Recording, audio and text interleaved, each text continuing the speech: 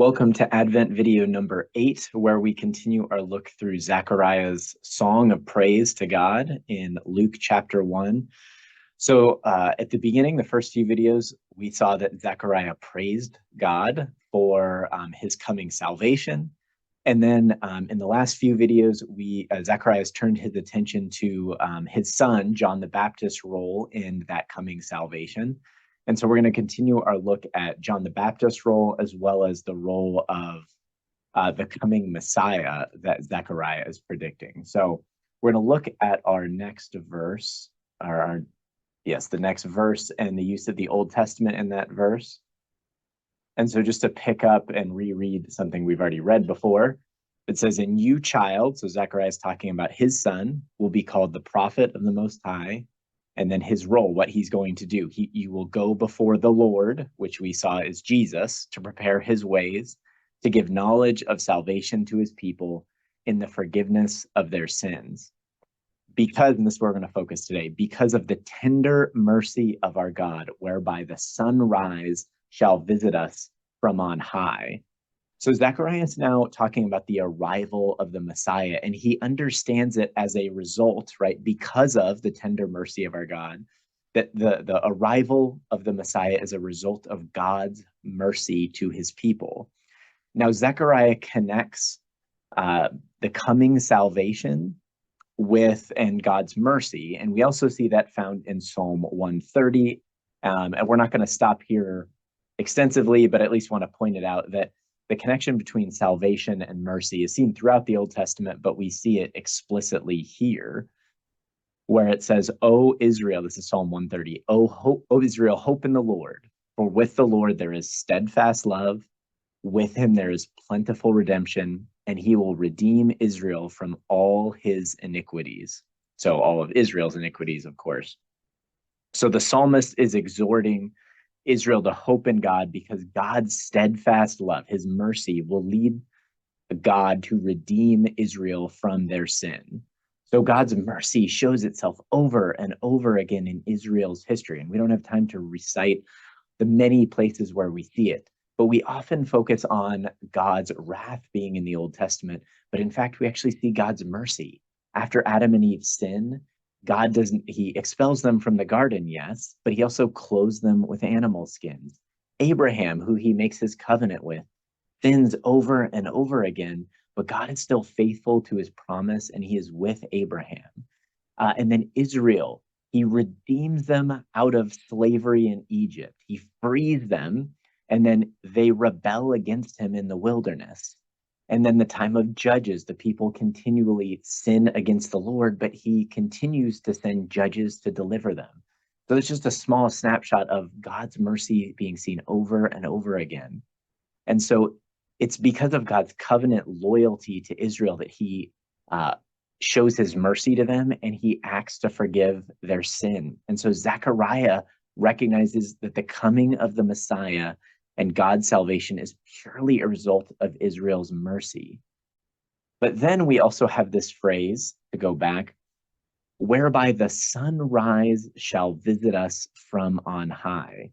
Now that's a phrase that I often wondered what that referred to, because it's obviously a metaphor, but it seems it's not odd or out of place, but it's at least asking or begging for us to understand what it means.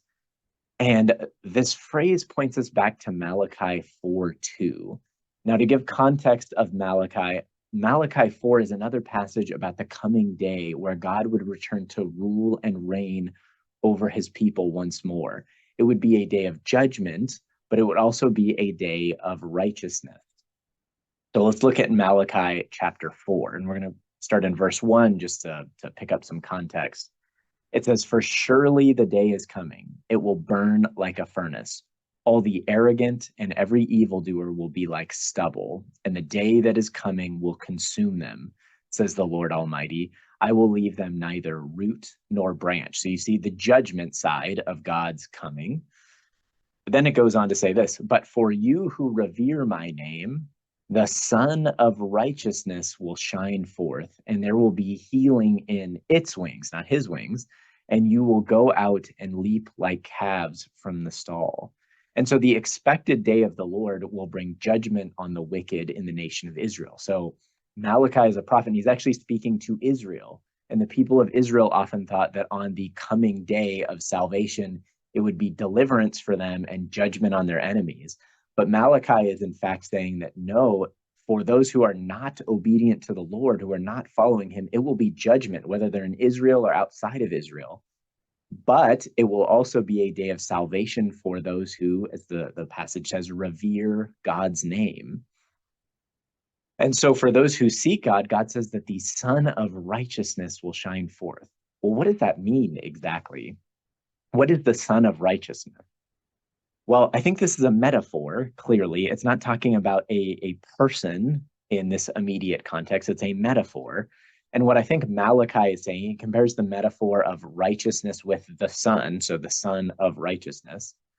Um, he's saying that righteousness, when God's salvation comes, the righteousness that the people have will be so evident. It will be so comprehensive that it will be like the sun shining. So it will be evident that people and that there is righteousness when God brings his salvation. And so those who fear God's name will receive his righteousness or his salvation. But then it goes on to say the effect of righteousness. Right there, it says, and there will be healing in its wings. So when God comes to bring his salvation, righteousness will lead to healing. And the healing that Malachi is speaking of, most likely, is both physically and spiritually. Their sins will be removed, they will be reconciled to God, and they will be reconciled to each other. It will be a time of peace. And so the Son of Righteousness that Malachi speaks of is meant to be an image of God's coming salvation and the characteristics that that salvation will have on the people. That when God comes to bring his salvation, the effect will be a righteous people living before the Lord. So it's an image of the coming salvation and a descriptor of the characteristics of what the people will be like in that coming salvation. But Luke, he's using the term a little differently. In fact, he's not just talking about the image of coming salvation, but the sunrise is actually a person, right? Jesus himself brings that salvation from God, and Jesus embodies the tender mercy of God. So this divine visitation that Zechariah predicts comes in a person, in the Messiah. And so Jesus brings the salvation that God's people have longed for and hoped for. The Son of Righteousness that Malachi predicted as an image of the coming salvation, it's now can be seen in bodily form. That's what Zechariah is saying, is this picture of righteousness that Malachi was speaking of. We now see it in a person, in the Messiah. The righteousness and healing that Malachi predicted comes now through Jesus, because he is the one who inaugurates the age, the day of salvation that will be characterized by righteousness and salvation. And we get a glimpse of that now, but of course, there is still sin in the world. The creation is still broken. And so we get a glimpse of salvation and righteousness. Because of Jesus's death and his resurrection, we have union with him. And so we die with him, and we are also resurrected with him, which means we live in the new age, at least in part. And so our lives can be characterized by righteousness. But we also see that sin is still in this world. We still live in these fallen, broken bodies. And so the day of salvation, this day of righteousness that Malachi predicts, will fully come when Jesus returns. So again, we see that in Advent, we celebrate the coming of Jesus to bring that salvation and righteousness, but we also await that final day where he will bring it completely once more, where righteousness will shine like the sun. But importantly, we see the mercy of God embodied in the person of Jesus Christ.